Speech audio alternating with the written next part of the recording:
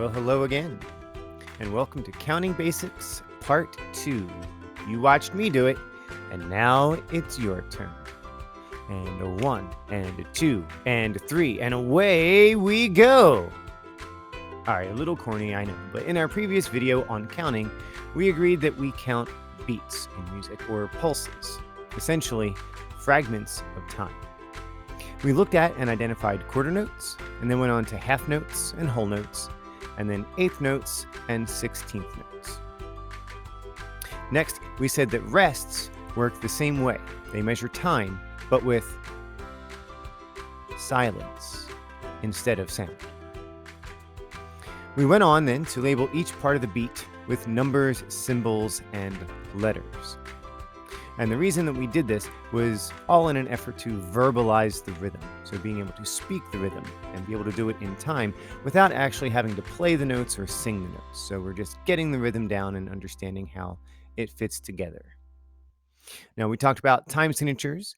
We talked about just one, the most common, 4/4. So 4 beats in a measure. The quarter note gets the beat. So it's pretty straightforward. What we did was we had these 4 blank spaces, and they represent our 4 beats. And since there are 4 beats in the measure, a quarter note or a quarter rest gets 1 beat. You can fit 4 quarter notes or 4 quarter rests into one whole measure. They take up a quarter of the measure, hence quarter note or quarter rest. Next, we went on to longer notes. So they would be notes with durations that sustain longer than 1 beat. And the first thing we did was talk about notes that get 2 beats, and they are called half notes. And you can see that half notes and their counterpart, the half rest, each get 2 beats, so you can fit 2 of them in the measure. They have to be spaced out like this. That way the first note there, the first half note, takes up 2 full beats. The second half rest or half note takes up 2 full beats. You can't have them side by side, or they can't take up those 2 beats. And you see that since there are 2 of them, and each of them takes up 2 beats, 2 is half of 4, so half note, half the measure. Makes sense.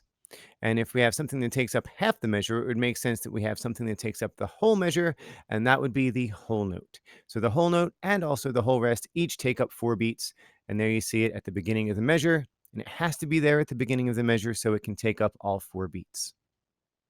But as you can guess, there are also notes that take up less than 1 full beat instead of more. The first type are called eighth notes, and each eighth note takes up just half of a beat. So you see our beats there, they have multiplied. So instead of having 4 blanks for our beats, now we have 8. That does not mean that we now have 8 beats in the measure. It just means that we took those big beats and divided them up. So now each beat is in 2 smaller equal sections. And that's where we can put our eighth rests and our eighth notes. And there you can see the eighth notes have 1 flag on them. You see the eighth rests have 1 flag on them. That's how we know that they're eighth rests.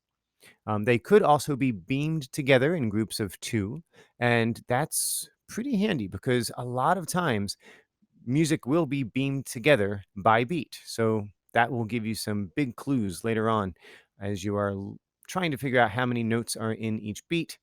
If you see 2 eighth notes beamed together, that's probably taking up 1 full beat. Now, just like we took a quarter note and divided it into half, we can take an eighth note and divide it into half, and that would give us 16th notes. So you see that we took the big beat and divided it into 2 equal parts. That was the eighth note, but then we took the eighth note and divided that into 2 equal parts. So now each beat is divided into 4 sections instead of 2, but it's still just 4 beats. We're just sort of looking closer at it, like looking with a microscope. And here's where you can put the 16th notes. 16th notes have 2 flags on the note, 2 flags on the rest. They also have 2 beams instead of just 1 beam as you beam them together by the beat. So symbol soup. We have all these numbers and all these symbols and all these letters, and it seems a bit confusing because all that stuff is not obviously associated with music, but it is working in our favor. What it's doing is laying the foundation because we have to be able to see a rhythm and then immediately understand it. So, most importantly, we can play that rhythm. So, that's what all this counting is about. And since it's going to help us with rhythm, we have to understand, well, what is rhythm? Now, many aspects of music are intangible. You can't physically touch it or feel it. A note is a note, it's out there. But with rhythm, that element is extremely physical. You're actually moving or breathing or singing or blowing air through an instrument in time, and that's what's going to give us the rhythm. The rhythm has nothing to do with the notes if they're high pitched or if they're low pitched. It's just only the duration of the notes. So, technically, what is it? And our dictionary gives us this: rhythm is the structured movement of tone groups. Yeah, not very specific. What I think they're trying to say is just a fancy way of saying it's how the notes or rests are played in time. Since we're counting beats and pulses, how does it all work together? How long is each note or rest? Basically, rhythm is just how the music flows from one note or rest to the next. So now that we understand what it is, it should be clear as to why we need it and why we need to understand and why we need to be able to play it properly. Without it, we can't recognize famous melodies like this one. It looks very nice. We have all the parts playing the same thing, but with all notes being the same duration, it doesn't really sound familiar.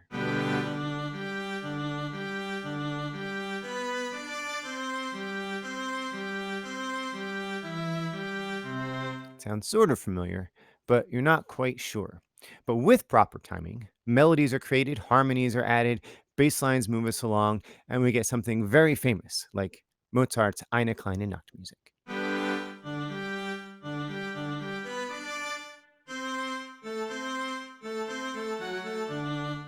Timing is everything. So now that we know what to do and why to do it, it's time to start practicing. Feel free to stop this as you're going along so you can take time to figure out these rhythms as they're coming up. But we'll start with some pretty easy things. Full beats. What is the counting for the following rhythms? Here are two measures. You can take a look. You have the first measure with 4 quarter notes. You have the second measure with a half note and 2 quarter notes. Assume that we are still in 4/4 time. So what is the counting for each rhythm? First measure is just 1, 2, 3, 4, 4 quarter notes. Each quarter note lands right on the beat. It doesn't always happen that way, that the beats are the notes, but in this case it does. The counting for the second rhythm is this. So here it's the same counting, but it is a little different, isn't it? Since we have that half note takes up 2 full beats. And you see there that now we have the 2 in parentheses. And the reason for this is because that beat still exists. That time is still accounted for. It's just the note has continued from the first beat all the way through the second beat. So now let's add some rests. And the big question is, do rests change the counting of the time? Here are our measures. First measure, we have a quarter note, 2 quarter rests, and a quarter note. In the second measure, we have 2 quarter rests and then a half note. Now we have the same counting, 1, 2, 3, 4. Quarter notes and quarter rests take up the same amount of time. Quarter whatever is going to be a quarter of the measure. Even though they are rests, they still get counted. It's just silence. It still takes up time. Our second measure looks like this. And again, you see the half note is going to take up 2 full beats. So you can think of those ands, right? So 3 and 4 and. So that half note will take up all of that, all full 2 beats. So no, the rests do not change the counting of time. We can add long and short notes. So now we have quarter notes and eighth notes. And here's that hint, right? We see that 2 eighth notes are beamed together in the first measure on beat 2, and then we see that 2 eighth notes are beamed together on beat 4, and then we see 2 sets of eighth notes in the second measure. So what would that counting be? You're going to have to use ands now. We have 1, 2, and 3, 4, and you notice that I'm actually saying that rhythm in time. I'm not just going 1, 2, and 3, and 4, and where everything's the same. Actually say it in rhythm. 1, 2, and 3, 4, and. Since we're talking about time, you might as well say it in time as well. What about our second measure? We have the same number of notes, the same type of notes, but the counting has to be different. 1 and 2, 3, 4. And you can see we can think about the ands, right? That 1 and 2 and 3 and 4 and is going to continue the whole time, but you're not going to hear the individual ands because the quarter note takes up the full beat. So now we can add more rests. Measure 1 has 2 eighth notes, quarter rest, 2 eighth notes, and a quarter note.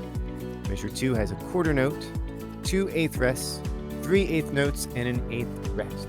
So now you have to start thinking, how many eighth notes or eighth rests are in a beat? But check out measure 1 first. Beaming together by beat, have a rest, it looks like this. And our second measure. They look rather similar, and you'll notice that the rests are counted. I know we mentioned this before, but it never hurts to remind yourself that just because they are rests doesn't mean that we ignore them. It's just silence. It still takes up time as we are counting. And if you look there, we do have 2 eighth rests right next to each other. Each of them takes up half a beat, and together they are 1 full beat. Now, like I mentioned earlier on when I was talking about 16th rests, normally we wouldn't see this. We would just consolidate. We would add together the 2 eighth rests. Since it takes up 1 full beat, we would just put a quarter rest in there, like you see on beat 2 of the first measure. But in this example, we just wanted to make sure that everyone saw these eighth rests and how they are put together. It still takes up that same amount of time. So now we add 16th notes.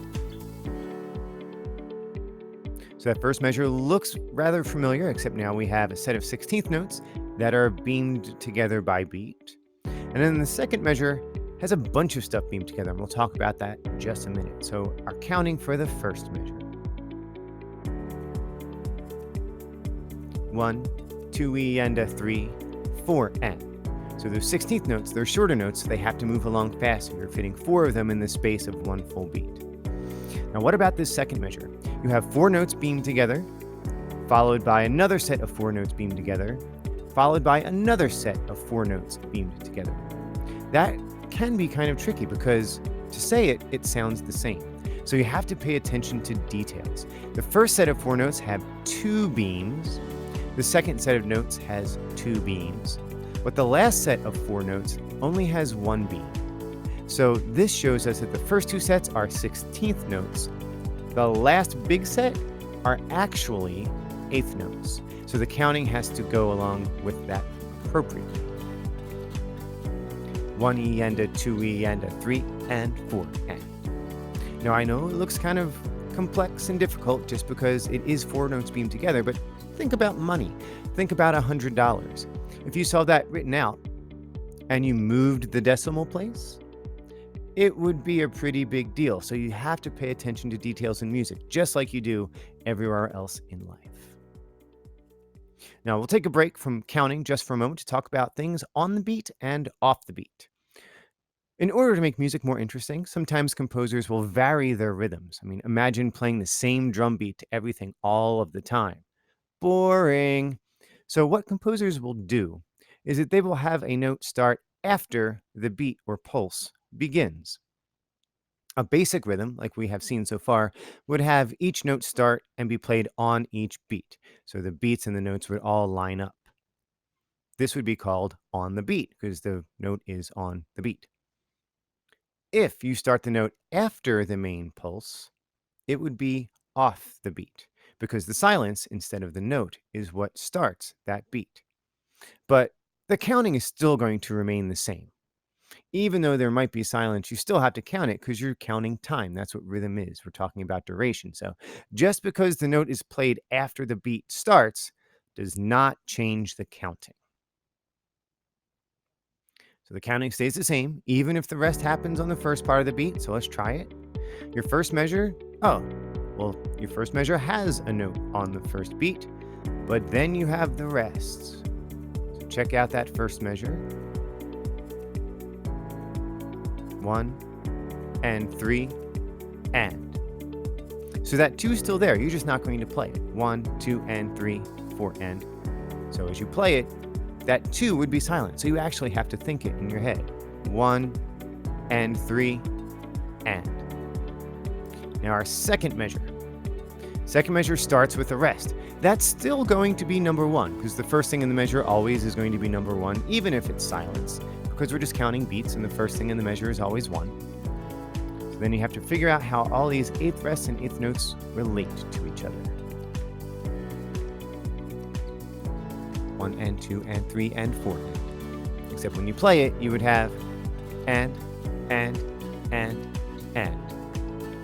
So a neat little syncopation. So 16th notes. Now, sometimes the 16th notes, they look pretty intimidating because there's so much black on the page at once. It sort of boggles the mind. But if you understand this counting, it makes everything much easier and much less scary. Instead of a blur of notes, you see a solid rhythm. So here you have 4 16th notes, but here you have different combinations. And it can be all sorts of different things. In the top right, the bottom left, and the top left, you see 1 eighth note and 2 16ths in different orders. And in the middle and the bottom right, you see a dotted eighth with a 16th.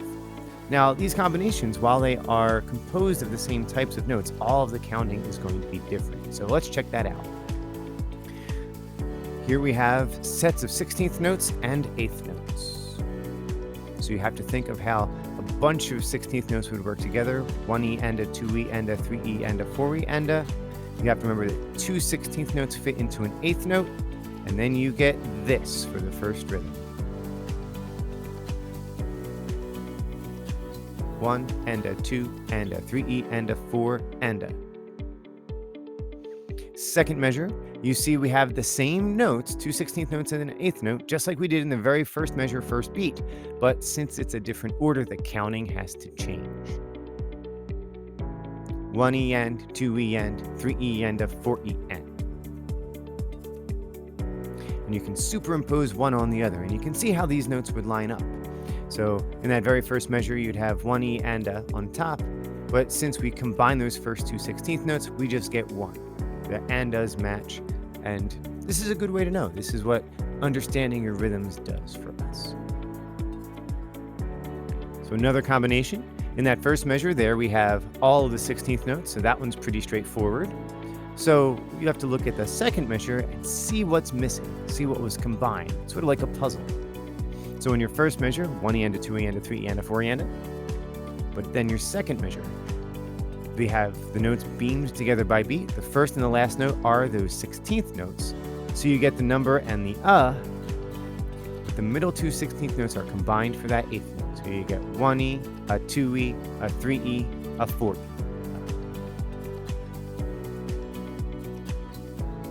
And of course, we can have rests. But we have to remember, rests don't change the rhythm. Right? The counting is still going to stay the same. The only thing that's different between notes and rests is that you are playing silence for the rest. You're not actually resting or taking a coffee break. You're actually actively counting and playing silence. So your first measure, check out what you have there. Sometimes it's helpful to just realize where the big beats are. And then you can fit the counting underneath it. So that looks just like the measure we had of all 16th notes. We just took some of the 16th notes out and replaced them with rests. So the counting really is actually the same. The second measure looks a little bit weirder just because there's a lot of space. There's a lot of rests. We combined some 16th rests into 8th rests, but we can still find those big beats. And those big beats are going to be where the numbers are, regardless of if they are notes or rests. And there we have it. 1E and a 3, a 4E. So it's a nice rhythm, but we have to know where the silences are. So congratulations. You've survived the first round of understanding rhythms. Now you should be able to identify notes and rests, count properly in common time, 4/4, and know how to figure out any new rhythms that you see. And if you know these basics, you should be able to figure out anything else new that you might find. Like for example, instead of 4/4 time, if you're thrown a piece of music with 3/4 time, everything stays exactly the same except you count up to 3 instead of 4. But all of the counting, all of the principles, all of the concepts stay exactly the same. So you can immediately start playing in 2/4, 3/4, 4/4, 5/4, 6/4. All of it will be the same. But before we go, don't forget to keep counting. Like we mentioned in the last video, if you keep counting the smallest or the fastest notes that you see in your music, not the longest ones, this will make you a better player. Because if you're thinking the faster notes while you're playing long notes, that'll make your long notes more precise. And when you get to those faster notes, it'll be easier to play because you'll be joining in with what you have going on in your head. And if you're doing this, if you're thinking of the faster notes while you're playing the long notes, you are subdividing and you are amazing. Your director wants you to do this, and you should, all of the time. So you can count on seeing more, and I will see you again. But until then, happy practicing.